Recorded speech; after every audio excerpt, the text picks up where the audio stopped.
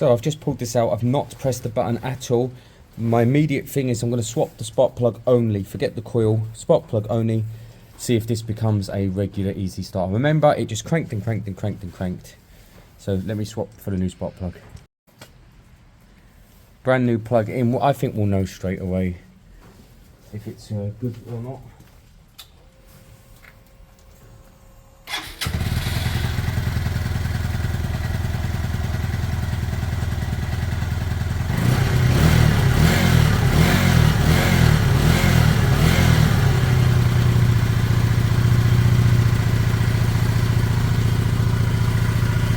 That seems pretty amazing. See, this seems to have some sort of choke system. Look, that's revved up, and this didn't have issues with revs, did it?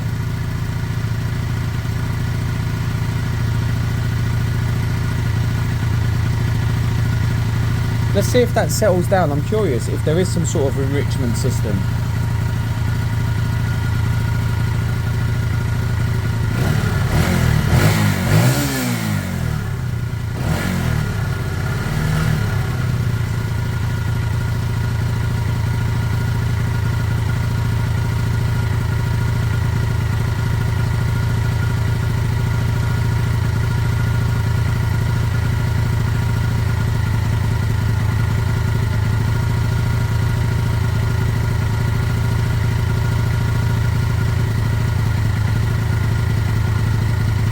Yeah, it's definitely settled a touch there.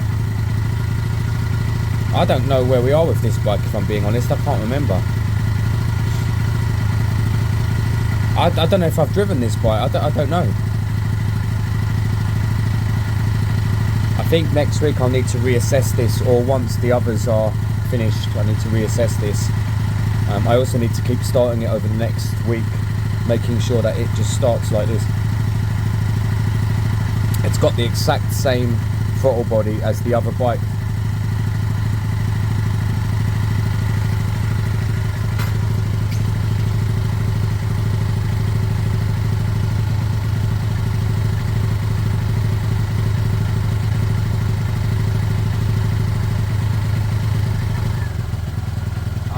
I remember this. Right. That's temporary. I remember.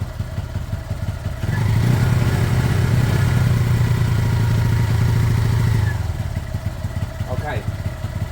I remember someone put a temporary repair kit on the throttle cable, right? So it's very stiff, it's not right.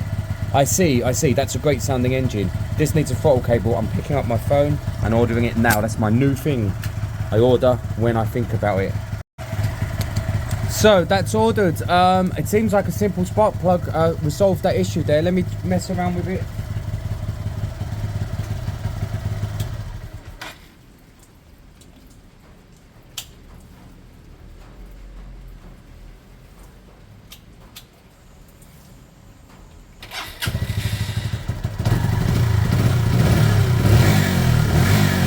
Very stiff. That cable is horrible.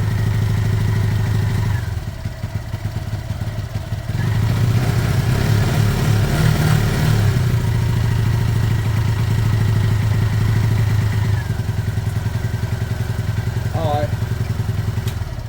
Do you know what? I'm happy.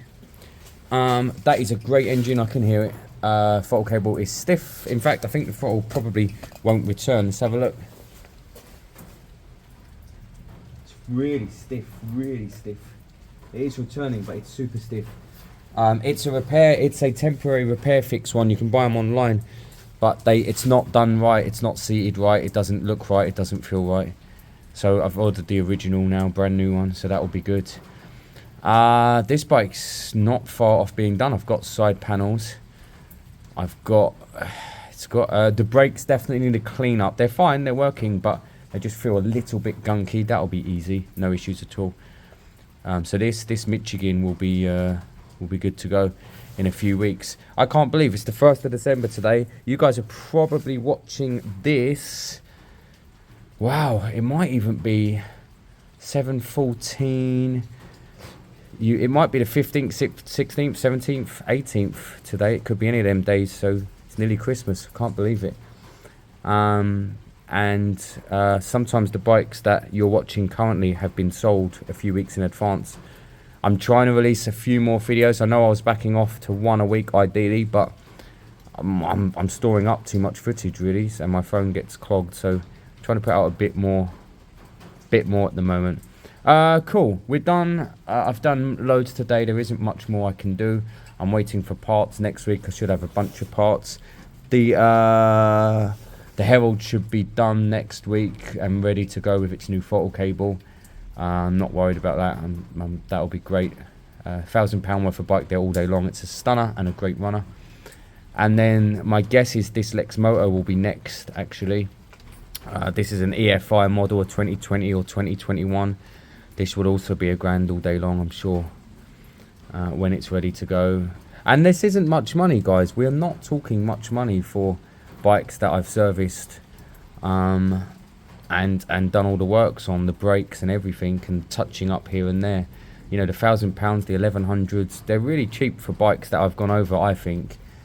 Because other mechanics would charge you hundreds to go over them and do the bits of work, more than the bikes are worth normally.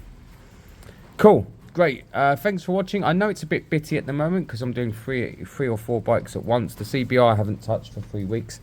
I'm a bit nervous. I'm going to wait for John and Danny, and I think we're going to spend the day over Christmas dropping the engine and doing it properly. Cool, thanks for watching everyone. Do press like please if you're watching. You might as well drop a random comment, it doesn't hurt, the algorithm likes it.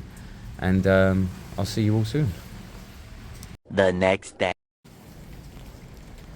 Hi everyone, it's December the 7th for me. For you it's probably closer to New Year's Day. It's the storm warning today, lots of red warnings, lots of yellow warnings, and it is really rainy and windy at the moment. But it's also a Saturday for me, and I like getting some bits done. I've got an Airbox for the Herald, new throttle cable for the Herald, and a new throttle cable for the other lexmoto. That's the one I had the hassle with that company. This throttle cable, quite easy to find from another company, plenty of them on eBay. That interaction did wind me up. I did put a post up about it, or short up about it. I get the whole point of you could just give him the information he wanted, but actually I've bought many items on eBay, and what they don't do is wait for 2 or 3 days without sending out the item, then send a message saying, if you don't give me a picture of your logbook or your number plate or this or that, we won't send the item. That automatically got my back up. So I kind of yeah, it's fine. Like I said, I've got the exact cable. I got it off the next one under, literally eBay one under. There you go, there's the cable, click on it and go. And they didn't of course ask for any details because that's not overly normal. The point is, even if you go on any websites, Halfords, Euro Car Parts, and they want your number plate to put in, that's fine, you can do that, it helps you find items. But you can also buy whatever you want. You can click on anything, whether it's linked to your car or bike or not, can't you, right? And it will be sent out. So that interaction did wind me up. Some people on the comments said they know him, his name's Chris. Yeah, I'm sure he's a nice guy, but actually if you look at his Google reviews, he's done similar things to other people. He kind of, I think chat shits is the ultimate thing that comes out of some of the Google reviews, where he just kind of talks rubbish and talks himself out of sales. So that's that. I have no idea where I am today. I think I've got an Airbox and the throttle cable for that. I think the throttle cable's just a bit tight, and when you turn left it's throttling. I can't remember where I got to on that. No idea actually. I really can't remember where I got to. I don't know what the next stage is for that. And that needs a throttle cable at this stage. I might just put some oil down that cable. It might be fine, but I've got a brand new one anyway.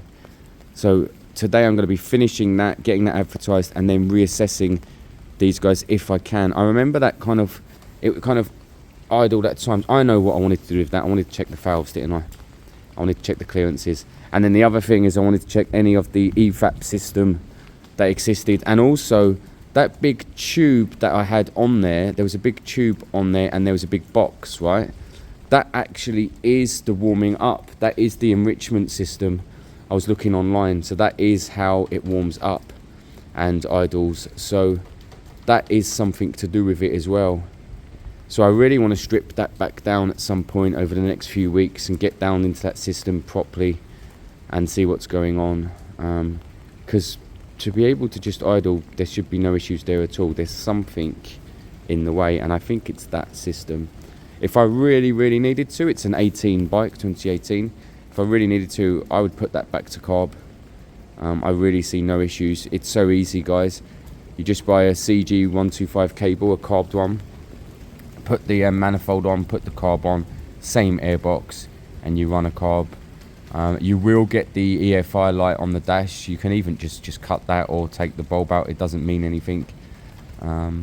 But yeah, if I really need to, I'll be putting that back to carb because it's such a nice bike.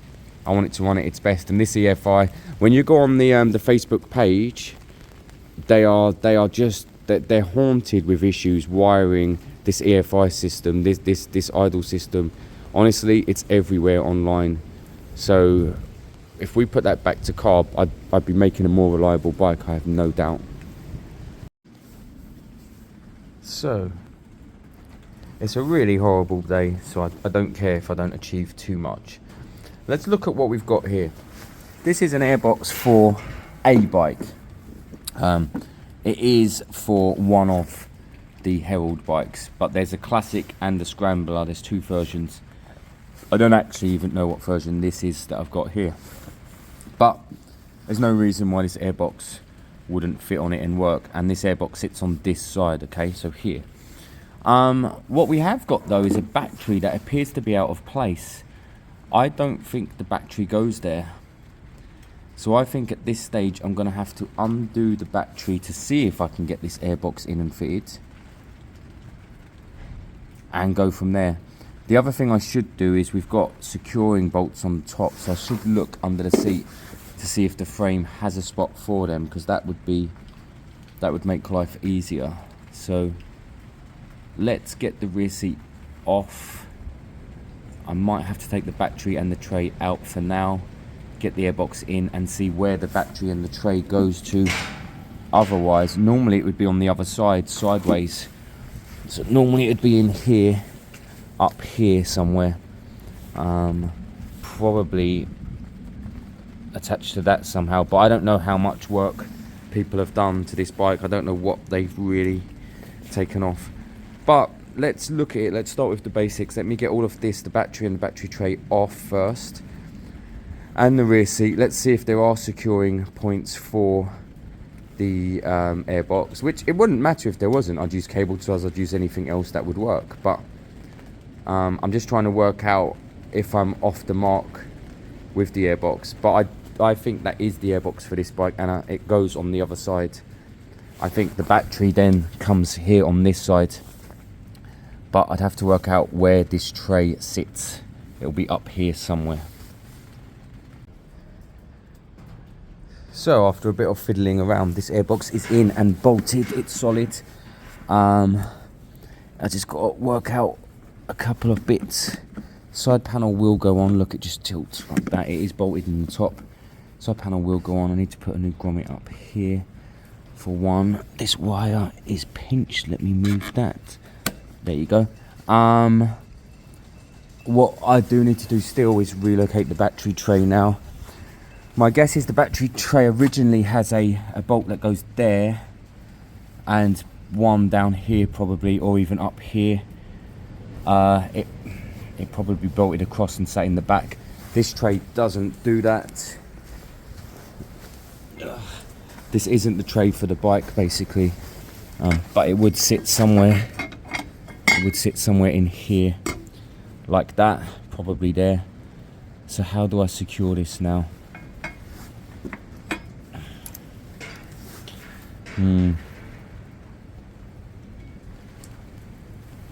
And how high does it have to sit for the battery to be secure? I don't know. I'm probably going to have to make some sort of bracket for this, for it to be secure. And I'll need to chuck the battery in now and just see how high it needs to be to go in. Other than that, it's seated, it's on the carb.